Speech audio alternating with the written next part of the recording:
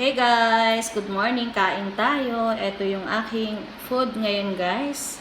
Luto ng aking hubby guys. So, sarap ng luto niya guys. So, siya yung nagluto nito ngayon guys. And alam nyo ba yung partner nito? Ito, ipapakita natin sa inyo yung partner. Ito guys, yung gulay na kanyang niluto. So, ginisa niya to. Hindi ko alam kung ano yung hinalo niya. Pero, tikman natin. Kayo ba ay kumakain nito guys? Ito sa atin, ang tawag nito guys ay alugbati. So, ewan ko kung anong tawag sa kanila nito. Basta gulay. Ang sarap ha. Ang sarap. Ang sarap niya magluto guys. Ginisa niya guys. Nalalasahan ko yung anong tawag doon? Yung parang anong tawag doon?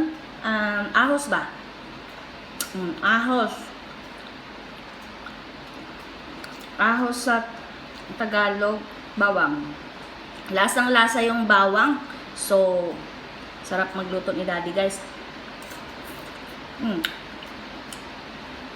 Masarap kasi siya yung nagluto, di ba? Wala na tayong ka-effort pa.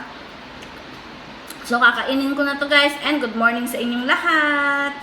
Sana ganito din yung asawa, no? Laging nilulutuan tayo sa bahay. And yan yun naman yung isa sa nagustuhan ko sa kanya guys. Isa sa nagustuhan ko sa asawa ko, yung pinagluluto ako. So sana hoping na ganyan din yung asawa nyo. God bless guys sa ating lahat. Ingat kayo!